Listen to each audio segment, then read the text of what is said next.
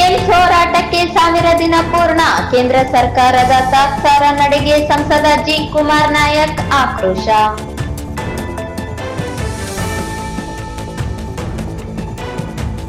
ರಾಯಚೂರಿನಲ್ಲಿ ಏಮ್ಸ್ ಸ್ಥಾಪನೆಗೆ ಕೇಂದ್ರ ಸಚಿವ ಪ್ರಹ್ಲಾದ್ ಜೋಶಿ ಅಡ್ಡಗಾಲಾಗಿದ್ದಾರೆ. ಡಾಕ್ಟರ್ ಲಕ್ಷ್ಮಣ್ ದಸ್ತಿ.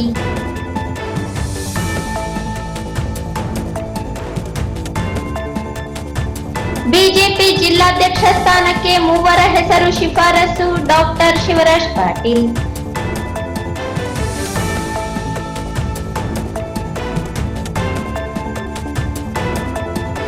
ಫೆಬ್ರವರಿ 3ರಿಂದ 14ರವರೆಗೆ ಆರೋಗ್ಯದ ಹಕ್ಕಿನ ಕುರಿತು ಜಾಗೃತಿ ಜಾಥಾ. ಡಾಕ್ಟರ್ ಗೋಪಾಲ್ ದಾಬಡಿ.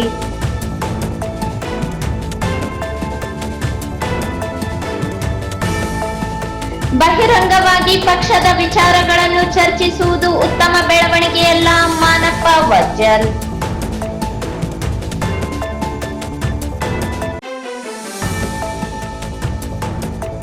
ಮತ್ತು ಫೆಬ್ರವರಿ 8ರಿಂದ ರಾಜ್ಯ ಮಟ್ಟದ ಸಮ್ಮೇಳನ. ಬಿಆರ್ ಭೀಡ್.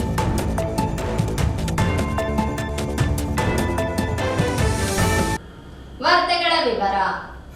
ದೇಶದ ಬಹುತೇಕ ದೊಡ್ಡ ರಾಜ್ಯಗಳಲ್ಲಿ ಏಮ್ಸ್ ಆಸ್ಪತ್ರೆ ಇದೆ. ಮೊನ್ನೆ ತಾನೇ ರಚನೆಯಾಗಿರುವ ತೆಲಂಗಾಣದಲ್ಲಿ ಏಮ್ಸ್ ಆಸ್ಪತ್ರೆ ನೀಡಿರುವ ಕೇಂದ್ರ ಸರ್ಕಾರ ದೊಡ್ಡ ರಾಜ್ಯವಾಗಿರುವ ಕರ್ನಾಟಕ ರಾಜ್ಯಕ್ಕೆ ನೀಡುವುದಕ್ಕೆ ಏಕೆ ತಾತ್ಸಾರ ತೋರುತ್ತಿದೆ ಎನ್ನುವುದು ಸಂಸದನಾಗಿ ನನಗೆ ಅರ್ಥವಾಗುತ್ತಿಲ್ಲ ಎಂದು ಆಕ್ರೋಶ ವ್ಯಕ್ತಪಡಿಸಿದರು. ರಾಯಚೂರು ಜಿಲ್ಲಾ ಏಮ್ಸ್ ಹೋರಾಟ ಸಮಿತಿಗೆ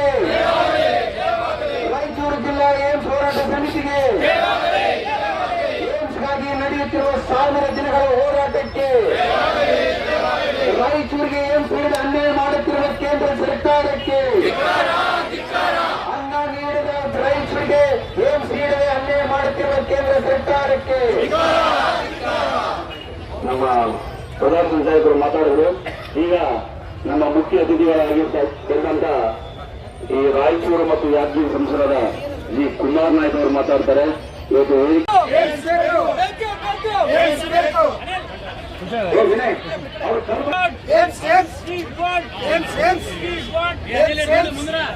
ಮೊನ್ನೆ ದಿವಸ ನಮ್ಮ ಸಂಸದರಾಗಿ ಅಖಿಲ ಭಾರತ ವೈದ್ಯಕೀಯ ವಿಜ್ಞಾನಗಳ ಸಂಸ್ಥೆಯನ್ನು ರಾಯಚೂರಿನಲ್ಲಿಯೇ ಸ್ಥಾಪನೆ ಮಾಡಬೇಕು ಎಂದು ಜಿಲ್ಲಾ ಹೋರಾಟ ಸಮಿತಿ ಹಮ್ಮಿಕೊಂಡಿದ್ದ ಅನಿರ್ದಿಷ್ಟಾವಧಿ ಧರಣಿ ಸತ್ಯಾಗ್ರಹ 1000 ದಿನಗಳನ್ನು ಪೂರೈಸಿದ ಹಿನ್ನೆಲೆಯಲ್ಲಿ ಹಮ್ಮಿಕೊಂಡಿದ್ದ ಬೃಹತ್ ಸಮಾವೇಶವನ್ನು ಉದ್ದೇಶಿಸಿ ಮಾತನಾಡಿದರು.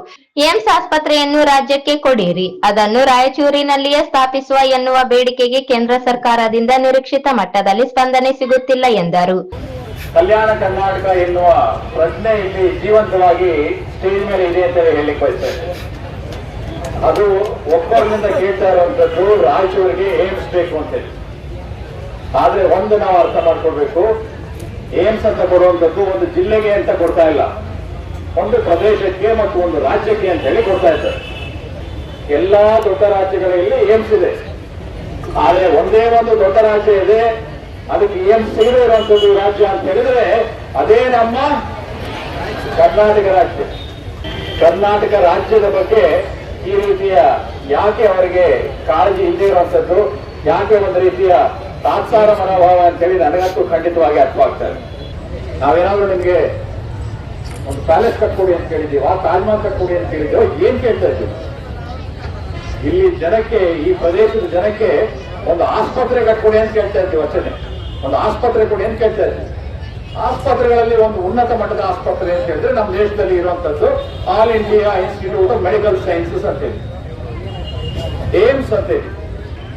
ನಾವೇನ್ ತಪ್ಪು ಮಾಡಿದ್ದೀವಿ? ಕರ್ನಾಟಕ ರಾಜ್ಯ ಏನ್ ತಪ್ಪು ಮಾಡಿದೆ?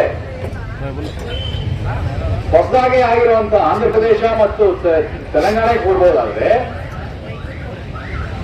ಚೆನ್ನೈಗೆ ಅಂದ್ರೆ ತಮಿಳುನಾಡಿಗೆ ಕೊಡ್ಬೋದಾದ್ರೆ, ಬಿಹಾರಕ್ಕೆ ಕೊಡ್ಬೋದಾದ್ರು, ಜಾರ್ಖಂಡ್ ಕೊಡ್ಬೋದು, ಛತ್ತೀಸ್ಗಢ ಕೊಡ್ಬೋದು, ಮಧ್ಯಪ್ರದೇಶ ಕೊಡ್ಬೋದು. ಏನ್ ನನಗೆ ಅರ್ಥ ಅಂತೂ ಆಗ್ತದೆ. ನಾನು ಸಂಸದನಾಗಿ IAS ಆಫೀಸರ್ ಆಗಿ ನಮ್ಗೆ ಅರ್ಥ ಆಗಲ್ಲ ಇದು. ನಾವೇನ್ ಕೇಳ್ತಾ ಇದ್ದೀವಿ? ಆರೋಗ್ಯ ಸುಧಾರಣೆ ಆಗ್ಬೇಕು ಅಂತ ಹೇಳ್ತಾ ಇದ್ದೀವಿ. ನೀವು ತಾನೇ ನಮಗೆ ಹೆಸರಿಟ್ಟಿರುವಂತದ್ದು. ನಾವ್ ಹೇಳ್ತಾ ಇದ್ವಿ ಬ್ಯಾಕ್ವರ್ಡ್ ಡಿಸ್ಟ್ರಿಕ್ಟ್ ಅಂತ ಹೇಳಿ. ನೀವು ನಮ್ಮನ್ನ ಏನಂತ ನಾಮಕರಣ ಮಾಡಿದ್ರಿ? ಆಸ್ಪಿರೇಷನಲ್ ಡಿಸ್ಟ್ರಿಕ್ಟ್ ಅಂತ ಹೇಳಿದ್ರಿ. ಮಹತ್ವಾಕಾಂಕ್ಷೆ ಜಿಲ್ಲೆ ಅಂತ ಹೇಳಿ. ನಮ್ಗೆ ಏನಪ್ಪ ಮಹತ್ವಾಕಾಂಕ್ಷೆ ಇದೆ? ನಮ್ಗೆ ಒಂದು ಆರೋಗ್ಯ ಕೊಡಿ, ನಮ್ಗೆ ವಿದ್ಯಾಭ್ಯಾಸ ಕೊಡಿ, ಅಷ್ಟೇ ನಮಗೆ ಆಕಾಂಕ್ಷೆ ಇರೋದು. ಮಹತ್ವಾಕಾಂಕ್ಷೆ ಅಂತೇಳಿ ಇದೆಲ್ಲ ನಮ್ಮನ್ನ ಮರಳು ಮಾಡಲಿಕ್ಕೆ ಹೆಸರು ನಾಮಕರಣ ಒಂದು ಮಾಡಿದ್ರೆ ಸಾಲದು. ನಮಗೆ ನಾಮಕರಣ ಮಾಡಬೇಡಿ, ನಮಗೆ ದಯವಿಟ್ಟು ನಾಮಕರಣ ಬೇಕಾಗಿಲ್ಲ.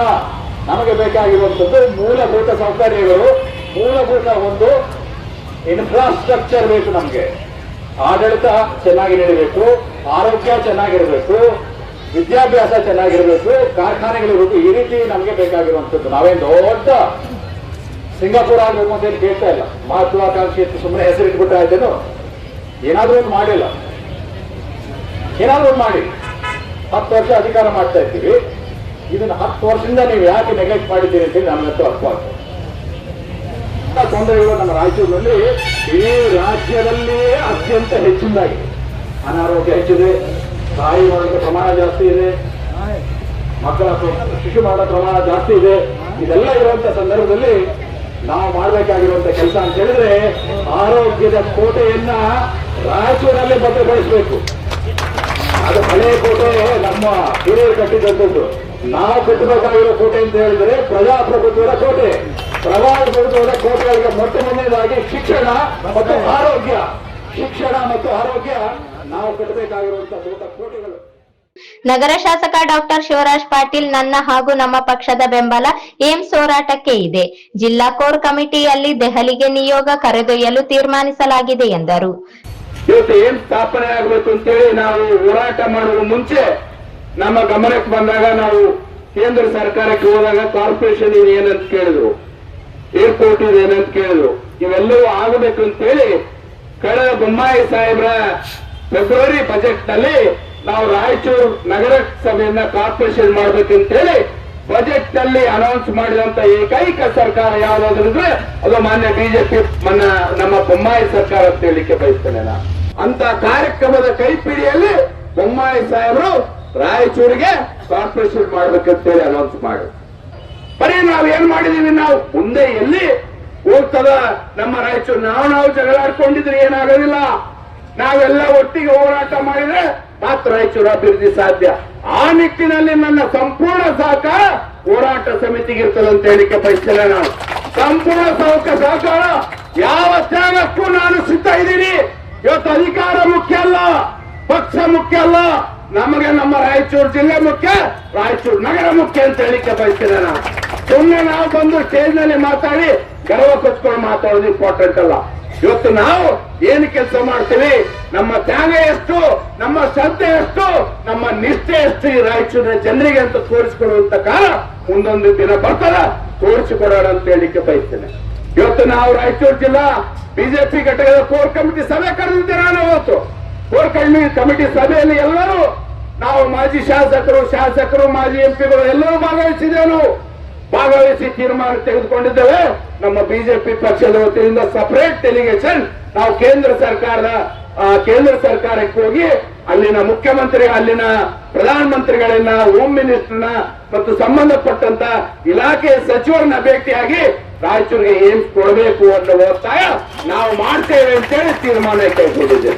ಇದ್ರ ಜೊತೆಗೆ ನಾನು ರವೀಂದ್ರ ಜಲ್ದಾರ್ ಮಾತನಾಡಿ ಏಮ್ಸ್ ಹೋರಾಟ ಸರಿ ದಿಕ್ಕಿನಲ್ಲಿ ನಡೆಯುತ್ತಿಲ್ಲ. ರಾಯಚೂರು ನಾಗರಿಕರ ಸ್ಪಂದನೆ ಹೋರಾಟಕ್ಕೆ ಸಿಗುತ್ತಿಲ್ಲ. ಹೀಗಾಗಿ ಹೋರಾಟವು ವಿದ್ಯಾರ್ಥಿಗಳನ್ನು ಅವಲಂಬಿಸಿದೆ ಎಂದು ಹೇಳಿದರು. ಬರೋದ ಕಾರಣ IIT ಹೋರಾಟದಿಂದ. ಆ IIT ಹೋರಾಟಕ್ಕೆ ಇಲ್ಲಿ ನಾವು ಧನದಿಂದ ಹೋರಾಟ ಮಾಡಿ ಕೇಸ್ಗಳು ಹಾಕೊಂಡು ಕೋರ್ಟ್ ತಿರುಗಿದ ಒಂದು ಇತಿಹಾಸ ಇದೆ. ಯಾಕೆ ಕಳಿಸ್ತಾ ಇದೆ ನೆನಪಿಸ್ತಾ ಇದ್ದೀನಿ ನಿಮಗೆ ನಾನು ಇವತ್ತಿನ ಹಠವಾಗಿ ಖಂಡಿಸ್ತಾ ಇದ್ದೀನಿ. ಯಾಕಂದ್ರೆ ಈ ಒಂದು ಹೋರಾಟಕ್ಕೆ 1000 ಜನ ಗಚ್ಚಬೇಕಾದ್ರೆ ಯಾವ ರೀತಿ ಕಷ್ಟಪಟ್ಟು ಕೊಟ್ಟಿದ್ದೀನಿ, ಅದಕ್ಕೆ ನಾನು ವೆಲ್ಕಮ್ ಮಾಡ್ತೀನಿ, ಅದಕ್ಕೆ ನಾನು ತಲೆ ಕಾಣಿಸ್ತೀನಿ. ಆದ್ರೆ ರಾಯಚೂರು ಜನ IIT ಸಲ ಹೋರಾಟ ಮಾಡಿದಾಗ ಪ್ರತಿ ಸಮಾಜದವರು ಒಂದೊಂದು ದಿನ ಬಂದು ಒಂದೊಂದು ರಾಷ್ಟ್ರ ಮಾಡಿ ಹಲವಾರು ಹೋರಾಟಗಳು ಮಾಡಿದ ಒಂದು 89 ದಿನ ಮಾಡಿದಂತ ಒಂದು ಇತಿಹಾಸಕ್ಕೆ IIT ಬಂದಿದ್ದ ಒಂದು ಐತಿಹಾಸಿಕವಾದಂತ ಜಯ ನಮ್ಮ ಹೋರಾಟಕ್ಕೆ ಸಿಕ್ಕಿದ ಒಂದು ವಿಷಯ. ಅದೇ ರೀತಿಯಾಗಿ ಇವತ್ತಿನ ದಿನ ಈ ಏಮ್ಸ್ಗಾಗಿ ತಾವೇನು ಹೋರಾಡ್ತಾ ಇದ್ದೀರಲ್ಲ, ಇದಕ್ಕೆ ನಮ್ಮ ಬೆಂಬಲ ಈಗಾಗಲೇ ಹಲವಾರು ಸಲ ಬಂದಿದ್ದೀವಿ, ವ್ಯಕ್ತಪಡಿಸಿದ್ದೀವಿ. ಆದರೆ ರಾಯಚೂರಿನ ಜನ, ಜಿಲ್ಲೆಯ ಜನ ರಾಜಕೀಯವಾಗಿ ಯಾರು ಏನ್ ಮಾಡ್ತಾ ಇದಾರೆ ಅನ್ನೋದು ಎಲ್ಲ ಮೀಡಿಯಾ ಮುಖಾಂತರ ಎಲ್ಲ ಗೊತ್ತಿದ್ದ ವಿಷಯ ಇದೆ. ಇದರಲ್ಲಿ ಆದ ಕಾರಣ ಇಷ್ಟೇ ಹೇಳಿ ಬಯಸ್ತಾ ಇದ್ದೀನಿ. ಈ ಒಂದು ಹೋರಾಟಕ್ಕೆ 1000 ದಿನ ಆದ ಕಾರಣ ಇನ್ನು 1001ನೇ ದಿನ ಯಾವ ರೀತಿ ಮಾಡಬೇಕಂತ ಒಳ್ಳೆ ರೀತಿಯಿಂದ ರೂಪಿಸಿ ಪ್ರತಿ ವಾರ್ಡಿನಿಂದ ಬರವನ್ನು ಮಾಡಿ ಅದಕ್ಕೆ ಯಾವ ರೀತಿ ಸಹಕಾರ ನಮ್ಮ ಶಾಸಕರು ನಾವೆಲ್ಲ ಸೇರ್ತೀವಿ, ನಿಮ್ಮ ಜೊತೆಗಿರ್ತೀವಿ. ಶಾಸಕರಿದ್ದಾರೆ, ಸದಸ್ಯರು, MP ಸಾಹೇಬರು ಇರ್ತಾರ, ಎಲ್ಲರೂ ಸೇರಿ ಮಿನಿಸ್ಟರ್ಗಳಿದ್ದಾರೆ. ಹಿಂಗಾಗಿ ಈ ಬರೋ ದಿನಗಳಲ್ಲಿ ಒಳ್ಳೆ ರೀತಿಯಿಂದ ಮಾಡೋಣ ಅಂತ ನಿಮ್ಗೆ ಹೇಳ್ತಾ ಇದ್ದೀವಿ.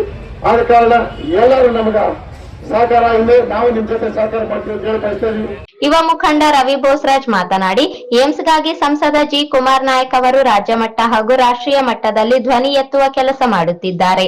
ಅದೇ ರೀತಿ ಬಸವರಾಜ್ ಕಳಸ, ಅಶೋಕ್ ಕುಮಾರ್ ಸಿಕೆ ಜೈನ್ ಹಾಗೂ ಚಾಮರಾಜ್ ಮಾಲಿ ಪಾಟೀಲರ ಆದಿಯಾಗಿ ಹೋರಾಟಗಾರರ ಶ್ರಮದ ಫಲವಾಗಿ ಇಂದು ಈ ಹೋರಾಟ 1000 ದಿನಗಳನ್ನು ತಲುಪಿದೆ. ಅವರೆಲ್ಲರೂ ಅಭಿನಂದನಾರ್ಹರು ಎಂದರು. ಈ ಹೋರಾಟ ಸಮಿತಿ ಅಧ್ಯಕ್ಷರಾದಂತ ಶ್ರೀ ಬಸವರಾಜ್ ಕಳಸ ಅವರಿಗೆ ನಾವು ಧನ್ಯವಾದ ಹೇಳ್ಬೇಕಾಗ್ತದೆ. ಪ್ರತಿಯೊಬ್ಬರು ಇನ್ನೊಬ್ಬರೆಲ್ಲ ಕೂತಿದ್ರಲ್ಲೆಲ್ಲ ಎದ್ದಿಂತಿ ಹೊತ್ತು ಈ ಒಂದು ಹೋರಾಟಕ್ಕೆ ಬಲ ಕೊಟ್ಟು ನಮ್ಮ ರಾಯಚೂರು ಸಂಬಂಧ ಇವತ್ತು ಅವರೆಲ್ಲರೂ ನಮ್ಮ ಜನರು ಹೋರಾಟ ಮಾಡ್ತಾ ಇದ್ದಾರೆ. ನಾವೆಲ್ಲರೂ ಅವರಿಗೆ ಎದ್ದಿಂತವರಿಗೆ ನಾವು ಧನ್ಯವಾದ ಹೇಳ್ಬೇಕಾಗ್ತದೆ. ರಾಯಚೂರಿನ ಇತಿಹಾಸದಲ್ಲಿ ಕೆಲಸ ಕಾರ್ಯಗಳು ಆಗ್ಬೇಕಾದ್ರೆ ಅದಕ್ಕೆ ಹೋರಾಟ ಬಹಳ ಮುಖ್ಯ. ಆದ್ರೆ ಸತತವಾಗಿ 1000 ದಿನ ಸತತವಾಗಿ ಹೋರಾಟ ಮಾಡಿ ಅವರು ಮತ್ತೆ ಅಶೋಕ್ ಜೈನ್ ಅವರು ಮತ್ತೆ ಅವರ ಬೆಂಬಲಿಗರು ಇವತ್ತು ನಾವು ಮರಿಬಾರ್ದು. ಸಾಕಷ್ಟು ಜನರು ಈ ಒಂದು ಹೋರಾಟಕ್ಕೆ ಕೈ ಜೋಡಿಸಿದ್ದಾರೆ. ನಮ್ಮಂತ ರಾಜಕಾರಣಿಗಳು ಬಿಟ್ಬಿಟ್ರೆ ಇವತ್ತು ಸಂಘ ಸಂಸ್ಥೆಗಳಿರ್ಬೋದು, ರೈತ ಸಂಘ ಅಂತ ಯಾವತ್ತೂ ಯಾವುದೇ ರಾಯಚೂರಿನ ವಿಷಯ ಇರ್ಬೋದು, ದೀನದಲಿತರ ವಿಷಯ ಇರ್ಬೋದು, ಅದಕ್ಕೆಲ್ಲ ಯಾವತ್ತೂ ಚಾಮರಾಜ ಪಾಟೀಲ್ ಅವರು ಯಾವತ್ತೂ ಈ ಜಿಲ್ಲೆ ಪರವಾಗಿ, ಈ ಜಿಲ್ಲೆ ಜನತೆ ಪರವಾಗಿ ಯಾವತ್ತೂ ನಿಂತಿದ್ದಾರೆ. ಅವರಿಗೂ ನಾವು ಧನ್ಯವಾದ ಹೇಳಬೇಕಾಗ್ತದೆ. ಯುವಕರು, ವಿದ್ಯಾರ್ಥಿಗಳು, ವಿದ್ಯಾರ್ಥಿನಿಗಳು ಪ್ರತಿಯೊಂದು ಯಾವುದೇ ಒಂದು ದಿವಸ ಈ ಹೋರಾಟಕ್ಕೆ ಬೆಂಬಲ ಮತ್ತೆ ಬಲ ಕೊಡಬೇಕಾದ್ರೆ ಆ ಸಂಸ್ಥೆಗಳು ಮತ್ತೆ ವಿದ್ಯಾರ್ಥಿಗಳಂತ ಹೇಳ್ಬೇಕಾಗ್ತದೆ ಇವತ್ತು. ಹಾಗಾಗಿ ನಾನು ನಿಮ್ಮೆಲ್ಲರಿಗೂ ಪ್ರತಿಯೊಬ್ಬರಿಗೂ ನೀವು ನಿಮ್ಮೆಲ್ಲರಿಗೂ ಇವತ್ತು ನಾನು ನಮ್ಮ ಎಲ್ಲ ಒಂದು ಪ್ರಧಾನ ಸಂಚಾಲಕ ಬಸವರಾಜ್ ಕಳಸ, ಸಂಚಾಲಕ ಅಶೋಕ್ ಕುಮಾರ್ ಜೈನ್, ಕಲ್ಯಾಣ ಕರ್ನಾಟಕದ ಹೋರಾಟಗಾರರಾದ ಲಕ್ಷ್ಮಣ್ ದಸ್ತಿ, RK ಹುಡುಗಿ ಸೇರಿದಂತೆ ಅನೇಕರು ಮಾತನಾಡಿದರು. ಇದು ನಮ್ಮ ಬೇಡಿಕೆ ಇದೆ. ಇದರಲ್ಲಿ ಯಾವುದೇ ಪಕ್ಷಪಾತ ಇಲ್ಲ. ಇದರಲ್ಲಿ ಕಾಂಗ್ರೆಸ್, ಬಿಜೆಪಿ, JDS ಎಲ್ಲ ಭಾವನೆಗಳು ನಮ್ಮಲ್ಲಿ ಯಾರ ಬಲ್ಲಿಲ್ಲ. ಇದು ನಮ್ಮ ಹಕ್ಕು. ಇದು ನಾವು ಕೇಳಬೇಕಾದದ್ದು ನಮ್ಮ ಹಕ್ಕು ಇದು. ಯಾಕಂದ್ರೆ ನಮ್ಗೆ ಅವಶ್ಯಕತೆ ಇದೆ. ಹೀಗಾಗಿ ಇಲ್ಲಿವರೆಗೆ ಏನು ಹೋರಾಟ ನಡೀತಾ ಇದೆ, ಈ ಹೋರಾಟದ ಒಂದು ಇವತ್ತ ಸ್ವರೂಪವೇ ಬದಲಾವಣೆ ಆಗ್ತಾ ಇದೆ. ಇದನ್ನು ನಾವು ಕೂಡ ಈಗ ನಮ್ಮ ಶಾಸಕ ಮಿತ್ರರು ಹೇಳಿದಾಗ ಡಾಕ್ಟರ್ ಶಿವರಾಜ್ ಪಾಟೀಲ್ ಹೇಳಿದಾಗ ಹೋರಾಟ ಸಮಿತಿಯಲ್ಲಿ ನಾವು ಬಹಳ ಸೀರಿಯಸ್ ಆಗಿ ಸಬ್ಜೆಕ್ಟ್ ಅನ್ನು ತಗೊಂಡಿದ್ದೀವಿ.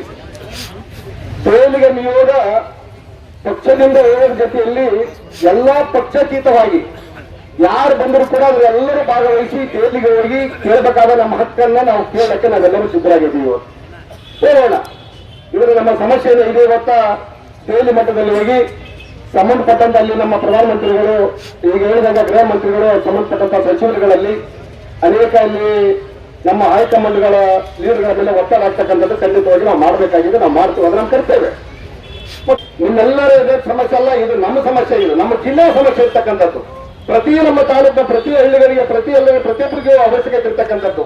ಈ ಇಂಥ ಹಂಸ ಇವತ್ತು ನಮ್ಗೇನು ಇವತ್ತ ಇಲ್ಲಿ ತೀರ್ಮಾನಗಳು ಆಗಬೇಕು. ಇವತ್ತ ನಮ್ಮ ಪೂರ್ಣ ಅವಕಾಶ ಸಿಗೋವರೆಗೂ ಕೂಡ ಅನುಸರವಾಗಿ ನಾವು ಯಾವತ್ತೂ ಹೋರಾಟ ಮಾಡಕ್ಕೆ ಸಿದ್ಧರಾಗಿದ್ದೀವಿ. ಹೋರಾಟಗಾರರಿಗೆ ಯಾವತ್ತೂ ನಾವು ಬಲವಾಗಿ ಯಾವತ್ತೂ ಇರ್ತೀವಿ, ನಿಮ್ ಜೊತೆಯಲ್ಲಿ ಇರ್ತೀವಿ. ಹೋರಾಟ ಒಬ್ಬರಕ್ಕಲ್ಲ, ಇವರು ಪ್ರತಿಯೊಬ್ಬರ ಹಕ್ಕಾಗಿ ನಮ್ಮ ಜಿಲ್ಲೆಯಲ್ಲಿ ಇರ್ತಕ್ಕಂಥದ್ದನ್ನ ಖಂಡಿತವಾಗಿ ನಿಮ್ಮ ಬೆಂಬಲಕ್ಕೆ ನಾವು ಇರ್ತೀವಿ ಅಂತಕ್ಕಂಥ ಮಾತನ್ನು ಹೇಳಿ ಈ ಹೋರಾಟ ಬೆಳೆಸುವುದಕ್ಕೆ ನಮ್ಮ ರಾಯಚೂರಿನ ಹಿರಿಯ ರಾಜಕಾರಣಿಗಳಾಗಿರ್ತಕ್ಕಂಥ ಶ್ರೀ ಮತ್ತು ಸಣ್ಣ ನೀರಾವರಿ ಸಚಿವರಾಗಿರ್ತಕ್ಕಂಥ ಶ್ರೀ NS ಬೋಸರಾಜ್ ಅವರನ್ನ ನಾವು ಬಹಳಷ್ಟು ಗೌರವ ಒಂದು ಅಭಿನಂದನೆಯನ್ನು ನಾವು ಸಲ್ಲಿಸಬೇಕಾಗ್ತದೆ. ಇವತ್ತು ಏನಾದರೂ ಶಿಫಾರಸು ಪತ್ರಗಳು ಹೋಗಬೇಕಾದ್ರೆ ಇವತ್ತು ಚುನಾವಣೆ ಪ್ರಣಾಳಿಕೆಯಲ್ಲಿ ಅದು ರಾಯಚೂರಿಗೆ ಏನು ಕೊಡಬೇಕಂತ ಶಿಫಾರಸು ಆಗಬೇಕಾದ್ರೆ ಅದಕ್ಕೆ ಶ್ರೀ NS ಬೋಸರಾಜ್ ಅವರ ಕಾರಣ ತಂದ್ರೆ ತಪ್ಪಾಗಲಿಕ್ಕಿಲ್ಲ.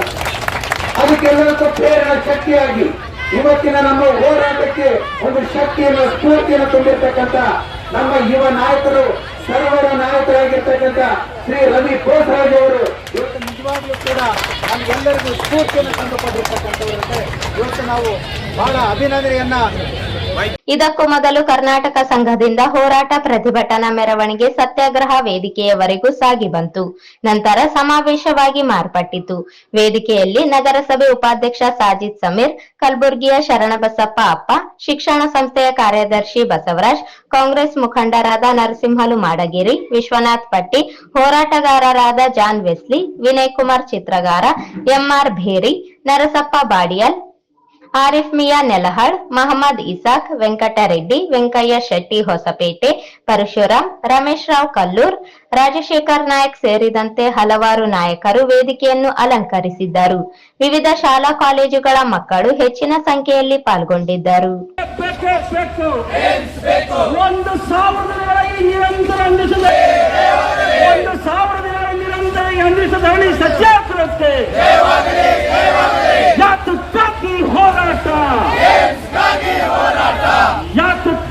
ಹೋರಾಟ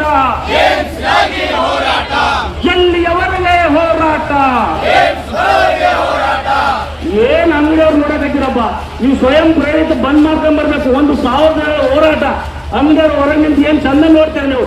1,000 ಜನ ಈ ಹೋರಾಟ, ಏಮ್ಸ್ ಹೋರಾಟ, ರಾಯಚೂರಿಗೆ ಏಮ್ಸ್ ಆಸ್ಪತ್ರೆ ಬೇಕಂತ ನಾವು ಕೂತ್ರೆ ನೀವು ನಿಂತ್ಕೊಂಡು ನೋಡ್ತೀರಲ್ಲಪ್ಪ. ನಮಗ್ ಬಂದು ಯಾವಾಗ ಬೆಂಬಲ ಕೊಡ್ಬೇಕು. ಸತ್ಯಾಗ್ರಹಕ್ಕೆ ಬೇಕು.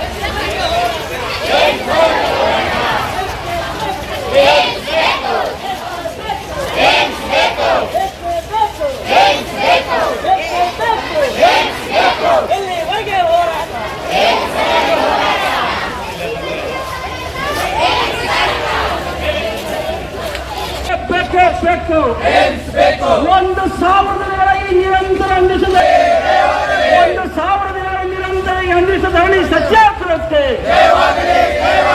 ಯಾತಕ್ಕಾಗಿ ಹೋರಾಟ, ಯಾತಕ್ಕಾಗಿ ಹೋರಾಟ, ಎಲ್ಲಿಯವರೆಗೆ ಹೋರಾಟ, ಏನ್ ಅಂಗಡಿಯವ್ರು ನೋಡಬೇಕಿರಪ್ಪ, ನೀವು ಸ್ವಯಂ ಪ್ರೇರಿತ ಬಂದ್ ಮಾಡ್ಕೊಂಡ್ ಬರ್ಬೇಕು. 1,000 ಹೋರಾಟ, ಅಂಗಡಿಯವ್ರು ಹೊರಗೆ ನಿಂತು ಏನ್ ಚಂದ ನೋಡ್ತಾರೆ ನೀವು. 1,000 ಈ ಹೋರಾಟ, ಏಮ್ಸ್ ಹೋರಾಟ, ರಾಯಚೂರಿಗೆ ಏಮ್ಸ್ ಆಸ್ಪತ್ರೆ ಬೇಕಂತ ನಾವು ಕೂತ್ರೆ ನೀವು ನಿಂತ್ಕೊಂಡು ನೋಡ್ತಿರಲ್ಲಪ್ಪ. ನಮಗೆ ಬಂದು ಯಾವಾಗ ಬೆಂಬಲ ಕೊಡ್ಬೇಕು, ಸತ್ಯಾಗ್ರಹಕ್ಕೆ ಎಲ್ಲಿಗೆ ಬೇಕು.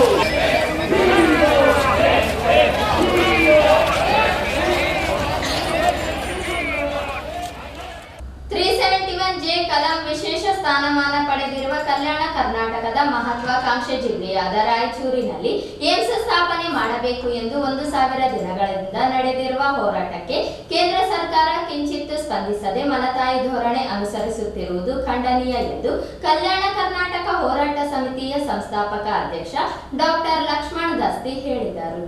ನಗರದ ಪತ್ರಿಕಾ ಭವನದಲ್ಲಿ ಕರೆದ ಪತ್ರಿಕಾಗೋಷ್ಠಿಯನ್ನು ಉದ್ದೇಶಿಸಿ ಮಾತನಾಡಿ, ರಾಯಚೂರಿಗೆ ಏಮ್ಸ್ ನೀಡದೆ ಮಲತಾಯಿ ಧೋರಣೆಯನ್ನು ಅನುಸರಿಸುತ್ತಿರುವ ಕೇಂದ್ರ ಸರ್ಕಾರದ ವಿರುದ್ಧ ಇಂದು ನಡೆಸುತ್ತಿರುವ ಹೋರಾಟಕ್ಕೆ ಕಲ್ಯಾಣ ಕರ್ನಾಟಕ ಹೋರಾಟ ಸಮಿತಿ ಸಂಪೂರ್ಣ ಬೆಂಬಲ ನೀಡುವುದರ ಜೊತೆಗೆ ಈ ಹೋರಾಟ 7 ಜಿಲ್ಲೆಗಳ ಸಂಘಟಿತ ಹೋರಾಟವೆಂದು ಪರಿಗಣಿಸಿ ಕಲಬುರಗಿ, ಬೀದರ್ ಸೇರಿದಂತೆ ಎಲ್ಲಾ ಕಡೆ ನಿರಂತರ ಹೋರಾಟಗಳನ್ನು ನಡೆಸಲಾಗುವುದು ಎಂದು ಸರ್ಕಾರಕ್ಕೆ ಎಚ್ಚರಿಸಿದರು. ಕೇಂದ್ರದ ಮೋದಿ ನೇತೃತ್ವದ ಸರ್ಕಾರ ಕಳೆದ 11 ವರ್ಷಗಳಿಂದ ಕಲ್ಯಾಣ ಕರ್ನಾಟಕ ಪ್ರದೇಶಕ್ಕೆ ನಿರಂತರ ನಿರ್ಲಕ್ಷ್ಯತನ ಮತ್ತು ಮಲತಾಯಿ ವೈರಿ ಧೋರಣೆ ಅನುಸರಿಸುತ್ತಿರುವುದು ಕಲ್ಯಾಣ ಕರ್ನಾಟಕ ಹೋರಾಟ ಸಮಿತಿ ಬಲವಾಗಿ ಖಂಡಿಸುತ್ತದೆ. ಕೇಂದ್ರ ಸರ್ಕಾರದಲ್ಲಿ ಕಳೆದ 11 ವರ್ಷಗಳಿಂದ ಕಿತ್ತೂರು ಕರ್ನಾಟಕದ ಪ್ರಭಾವಿ ನಾಯಕರು ಉತ್ತರ ಕರ್ನಾಟಕದ ಹೆಸರಿನಲ್ಲಿ ಕಲ್ಯಾಣ ಕರ್ನಾಟಕಕ್ಕೆ ಮಂಜೂರಾದ ಯೋಜನೆಗಳನ್ನು ಕಿತ್ತೂರು ಕರ್ನಾಟಕದ ಧಾರವಾಡಕ್ಕೆ ಸ್ಥಳಾಂತರ ಮಾಡಿಕೊಳ್ಳಲು ಷಡ್ಯಂತ್ರ ನಡೆಸುತ್ತಿರುವುದು ಖಂಡನೀಯ. ಕೇಂದ್ರ ಸರ್ಕಾರದ ಮಂತ್ರಿಮಂಡಲದಲ್ಲಿ 2ನೇ ಬಾರಿಗೆ ಪ್ರಭಾವಿ ಮಂತ್ರಿಯಾಗಿ ಮುಂದುವರೆದಿರುವ ಪ್ರಹ್ಲಾದ್ ಜೋಶಿ ಕಲ್ಯಾಣ ಕರ್ನಾಟಕ ಪ್ರದೇಶದ ರಚನಾತ್ಮಕ ಪ್ರಗತಿಗೆ ರಾಯಚೂರಿನಲ್ಲಿ ಸ್ಥಾಪನೆಯಾಗಬೇಕಾಗಿರುವ ಏಮ್ಸ್ ಆಸ್ಪತ್ರೆಗೆ ಅಡ್ಡಗಾಲಾಗಿದ್ದಾರೆ. ಕಲ್ಯಾಣ ಕರ್ನಾಟಕದಲ್ಲಿ ಉದ್ಯೋಗ ಸೃಷ್ಟಿಯಾಗಬಾರದೆಂದು ಇಲ್ಲಿ ಕಾರ್ಖಾನೆಗಳ ಸ್ಥಾಪನೆಗೂ ಸಹ ಮುತುರ್ವಜಿ ತೋರಿಸುತ್ತಿಲ್ಲ. ಕಲ್ಯಾಣ ಕರ್ನಾಟಕದ ರೈಲ್ವೆ ಕ್ಷೇತ್ರದಲ್ಲಿ ಹಳಿ ತಪ್ಪಿಸಿ ನಮ್ಮ ಪ್ರದೇಶವನ್ನು ಮುಂಬೈ, ವಿಶಾಖಪಟ್ಟಣಂ, ಸಿಕಿಂದ್ರಾಬಾದ್, ಹುಬ್ಬಳ್ಳಿ ಹೀಗೆ 4 ವಲಯಗಳಲ್ಲಿ ಹಂಚಿ ಕಲ್ಯಾಣ ಕರ್ನಾಟಕದಲ್ಲಿ ಭವಿಷ್ಯದಲ್ಲಿ ರೈಲ್ವೆ ಕ್ಷೇತ್ರ ಅಭಿವೃದ್ಧಿಯಾಗದಂತೆ ಕುತಂತ್ರ ರೂಪಿಸಿದ್ದಾರೆ ಎಂದು ಆರೋಪಿಸಿದ ಅವರು, ರಾಯಚೂರು ಸೇರಿದಂತೆ ಯಾದಗಿರಿ ಮತ್ತು ಕಲಬುರಗಿ ಜಿಲ್ಲೆಯ ಕೆಲವಷ್ಟು ಭಾಗಗಳಲ್ಲಿ 800 ಕಿಲೋಮೀಟರ್ ದೂರದ ವಿಶಾಖಪಟ್ಟಣಂ ರೈಲ್ವೆ ವಲಯಕ್ಕೆ ಸೇರಿಸಿ ಕಲ್ಯಾಣದಲ್ಲಿ ರೈಲ್ವೆ ವಿಭಾಗೀಯ ಕೇಂದ್ರ ಬೇಡಿಕೆ ಈಡೇರದಂತೆ ಕುತಂತ್ರ ನಡೆಸಿದ್ದಾರೆ ಎಂದು ಆರೋಪಿಸಿದರು. ಒಂದು ಬಾಂಬೆ ಕರ್ನಾಟಕದವರು ಪ್ರಭಾವಿ ನಾಯಕರು ನಮ್ಮ ಕಲ್ಯಾಣ ಕರ್ನಾಟಕದ ಯೋಜನೆಗಳಿಗೆ ಏನಲ್ಲ ಯಾರೇ ಅಲ್ಲಾಗಿ ಎಲ್ಲ ಅವ್ರ ಕಡೆ ಡೈವರ್ಟ್ ಮಾಡ್ಕೊತಾರೆ. ನಾವು ಹೊಸ ಹೊಸ ಯೋಜನೆಗಳು ಹುಡುಕಬೇಕು, ಸಂಶೋಧನೆ ಮಾಡಬೇಕು, ಈ ಭಾಗದಲ್ಲಿ ಅಭಿವೃದ್ಧಿ ಆಗಬೇಕಂತ ಆಯಾ ಜಿಲ್ಲಾಕ್ಕಿಂತ ಇಂಥ ಯೋಜನೆ ಆಗಬೇಕಂತೇಳಿ ಮಂಜುಳಪ್ಪ ವರದಿಯವರು ಶಿಫಾರಸು ಮಾಡಿದ್ರು. ಅದಕ್ಕೆ ಕ್ಯಾರೆ ಅಂದರೆ ಗಾಳಿ ಕೂಡಿ ಅಂಗಡಿಗಳು ಅವ್ರ ಕಡೆ ತಗೊಂಡು ಒಂದಲ್ಲ ಎರಡಲ್ಲ IT ಅಷ್ಟೇ ಅಲ್ಲ, ಮತ್ತು SBI ಬ್ಯಾಂಕ್ ಅಷ್ಟೇ ಅಲ್ಲ, ಮತ್ತು TRIBLIT ಅಷ್ಟೇ ಅಲ್ಲ, ಈಗ ಏಮ್ಸ್ನು ನಾವೇ ತಗೋಬೇಕು ಅಂತೇಳಿ ಕುತಂತ್ರ ಮಾಡ್ತಾಯಿದ್ದಾರೆ. ಯಾಕಂದ್ರೆ ನಮ್ಮ ಪ್ರಹ್ಲಾದ್ ಜೋಶಿಯವರು ಎಲ್ಲಿವರೆಗೆ ಕೇಂದ್ರದಲ್ಲಿ ಮಂತ್ರಿ ಇರ್ತಾರೆ ಅಲ್ಲಿ ತನಕ ಇರೋದಲ್ಲ ಹೈದರಾಬಾದ್ ಕರ್ನಾಟಕ ಏನು ಸಿಕ್ಕಂತೂ ವಿಶ್ವಾಸ ಆಗ್ತಾ ಇಲ್ಲ. ಯಾಕಂದ್ರೆ ಪ್ರಭಾವಿ ನಾಯಕರು ಮೋದಿ ಸಾಹೇಬರು ಏನೇ ಕೇಳಬೇಕಾದ್ರೆ ಕರ್ನಾಟಕ ವಿಷಯಕ್ಕೆ ಸಂಬಂಧಪಟ್ಟಂಗ ಪ್ರಹ್ಲಾದ್ ಜೋಶಿ ಅವರಿಗೆ ಕೇಳ್ತಾರೆ. ಉತ್ತರ ಕರ್ನಾಟಕ ಅಷ್ಟೇ ಅಲ್ಲ, ಅವರು ಇಡೀ ಕರ್ನಾಟಕದೇ ಏನೇ ಕೇಳಬೇಕಾಯ್ತು ಅಂದ್ರೆ ನಮ್ಮ ಪ್ರಹ್ಲಾದ್ ಜೋಶಿ ಅವರಿಗೆ ಕೇಳ್ತಾರೆ. ಈಗ 2 ವರ್ಷ ಇದು ಬಜೆಟ್ನಾಗ ನೋಡ್ತಾ ಇದ್ದೀವಿ, ಏಮ್ಸ್ ಬಗ್ಗೆ ಪ್ರಸ್ತಾಪ ಇಲ್ಲ. ಕೇಳಿದ್ರೆ ಹೇಳ್ತಾರೆ ಅದ್ರ ಬಗ್ಗೆ ನಾವು ನಮ್ಮ ನೀತಿ ಇಲ್ಲ, ಅವರ ಪಾಲಿಸಿನೇ ಏಮ್ಸ್ಗೆ ಬಾರಿ ಅಂತ. ಪಾಲಿಸಿನೇ ಅಂದ್ರೆ ಇದು ಒಂದು ನಾವು ರಾಯಚೂರಿನ ಸ್ಟ್ರೈಕ್ ಮುಖ್ಯ ಪಾಲಿಸಿ ಇಲ್ಲ. ಯಾಕಂದ್ರೆ ಪ್ರಹ್ಲಾದ್ ಜೋಶಿ ಪ್ರಭಾವ ಎಷ್ಟು ಅದ ತಿಳ್ಕೊಂಡಿದ್ದಾರೆ. ಪ್ರಹ್ಲಾದ್ ಜೋಶಿ ಪ್ರಭಾವ ಎಷ್ಟು ಅದ ಇದನ್ನ ತಿಳ್ಕೋಬೇಕು. ಕಲ್ಯಾಣ ಕರ್ನಾಟಕದಲ್ಲಿ ನಾವು ಸುಮಾರು 2.5 ವರ್ಷಕ್ಕೆ 1,000 ಜನ ಇಲ್ಲಿ ಹೋರಾಟ ಮಾಡ್ತಾ ಇದ್ವಿ ಏಮ್ಸ್ ಕೊಡ್ಬೇಕಂತ. ಪ್ರಹ್ಲಾದ್ ಜೋಶಿ ಅವರಿಗೆ ಎಲ್ಲ ಬರ್ತದ ಇಲ್ಲಿ ಹೋರಾಟ ನಡೆದಿತ್ತು. ಮತ್ತು ಇಲ್ಲಿನವ್ರು ಹೋರಾಟಗಾರರು ಹೋದಾಗ ಕಾಲ್ ಬೀಸ್ಕೊತಾನ ಮನುಷ್ಯ ಅಂದ್ರೆ ಎಷ್ಟು ದುಷ್ಟ ಮನುಷ್ಯ ಅನ್ನೋದು. ಯಾಕಂದ್ರೆ ನಮ್ಮ ಮರ್ಯಾದೆ ಇರದ ಭಾರತ ಸರ್ಕಾರ ಒಂದು ಮಂತ್ರಿ ಅಂತ ಗೌರವ ಕೊಡ್ತೀವಿ, ಅದು ಅಷ್ಟೇ ಮರ್ಯಾದೆ ನಮಗೂ ಕೊಡ್ಬೇಕಲ್ಲ ಹೋರಾಟಗಾರರಿಗೆ. ಒಬ್ಬ ಹೋರಾಟಗಾರ ಬಂದಾರಂದ್ರೆ ರಾಯಚೂರಿನಿಂದ ನೀವು ರಾಯಚೂರು ಅಂದ್ರೆ ಕರ್ನಾಟಕದವರು ಬರ್ರಿ. ನೀವು ಏನದ ನಮ್ಮ ಕರ್ನಾಟಕ ಅಂದ್ರೆ ಎಲ್ಲ ಒಂದೇ, ರಾಯಚೂರು ಒಂದೇ, ಧಾರವಾಡ ಒಂದೇ, ಎಲ್ಲ ಒಂದೇ ನೀವು. ಆದ್ರೆ ನಿಮ್ಮಲ್ಲಿ ನೀವು ಧಾರವಾಡದವ್ರು ಅಂತ ತಿಳ್ಕೊಂಡು ನೀವು ಮಂತ್ರಿ ಇದ್ರೆ ನೀವು ಕರ್ನಾಟಕ ಪ್ರತಿನಿಧಿಸ್ತಾ ಇದ್ದೀರ. ಕರ್ನಾಟಕದವ್ರನ್ನು ಮಂತ್ರಿ ಮಾಡ್ಯಾರ. ಆದ್ರೆ ನೀವೇನು ಮಾಡ್ತಾ ಇದ್ರಿ, ಉತ್ತರ ಕರ್ನಾಟಕ ಮೇಲೆ ಎಲ್ಲ ಹೇಳ್ಕೊಂಡು ಧಾರವಾಡ ಕೊಡ್ತಾ ಇದ್ದೀರಿ. ಅದಕ್ಕೆ ಇದು ಅಷ್ಟೇ ಅಲ್ಲದೆ ಈಗ ಈ ಕಲ್ಯಾಣ ಕರ್ನಾಟಕದಲ್ಲಿ ಉದ್ಯೋಗ ಸೃಷ್ಟಿ ಆಗಬಾರ್ದು ಅಂತೇಳಿ ಯಾವ ಕಾರ್ಖಾನೆಗಳು ತರ್ತಾ ಇಲ್ಲ. ನಮ್ಮ ನಿಜಾಮುಲ್ ಕಾಲಕ್ಕೆ, ಮೈಬೂಬ್ ಅಲಿ ಕಾಲಕ್ಕೆ, ಮೈಬೂಬ್ ಶಾಹಿ ಕಲ್ಬುರ್ಗ 4,000 ಜನ ಕೆಲಸ ಮಾಡೋದು ಕಂಬಿಲ್ಲ.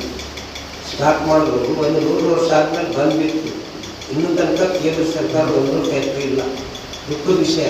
ಅದೇನೋ ಇಲ್ಲಿ ಖನಿಜ ಸಮಸ್ಯೆ ಸಿಗ್ತದಂತೇಳಿ ಇಲ್ಲಿ ಒಂದು ಕಾರ್ಖಾನೆ ಅದ, ಅಲ್ಲಿ ಖಾಸಗಿ ಕಾರ್ಖಾನೆಗಳು, ಸಿಮೆಂಟ್ ಕಾರ್ಖಾನೆಗಳು. ಬಾಕಿ ಸರ್ಕಾರದ ಯಾವುದೇ ಯೋಜನೆಗಳಿಲ್ಲ. ಮತ್ತು ರೈಲ್ವೆ ಕ್ಷೇತ್ರ ನೋಡಿದ್ರೆ ಕಲ್ಯಾಣ ಕರ್ನಾಟಕ 800 ಕಿಲೋಮೀಟರ್ ದೂರ ವಿಶಾಖಪಟ್ಟಣ ಆಗ್ತದೆ. ಯಾದಗಿರಿ ಮತ್ತು ಕಲಬುರಗಿ ಕೆಲವಷ್ಟು ಭಾಗ ಮತ್ತು ರಾಯಚೂರು 800 ಕಿಲೋಮೀಟರ್ ಹೋಗ್ಬೇಕು. ಎಲ್ಲ ಒಂದು ಸ್ಟಾಪ್ ಕೇಳಬೇಕಾದ್ರೆ, ರೈಲ್ವೆ ಒಂದು ಸ್ಟಾಪ್ ಕೇಳಬೇಕಾದ್ರೆ 800 ಕಿಲೋಮೀಟರ್ ದೂರ ಹೋಗ್ಬೇಕು. ಬಾಂಬೆಗೆ ಹೋಗ್ಬೇಕು ನಾವು, ಗುಲ್ಬರ್ಗದವರು. ಬಾಲ್ಕಿ ಮತ್ತು ಬೀದರ್ದವರು ಸಿಕಿಂದ್ರಾಬಾದ್ಗೆ ಹೋಗ್ಬೇಕು. ಯಾದಗಿರಿದವರು ಈಗ ಅವರು ಒಂದು ವಿಶಾಖಪಟ್ಟಣಕ್ಕೆ ಹೋಗ್ಬೇಕು. ಅಂದ್ರೆ ಬಾಂಬೆ, ಸಿಕಿಂದ್ರಾಬಾದ್, ಹುಬ್ಬಳ್ಳಿ, ವಿಶಾಖಪಟ್ಟಣ 4 ವಲಯದಾಗ ಹಂಚೋಗಲ್ಲ ಕಲ್ಯಾಣ ಕರ್ನಾಟಕ.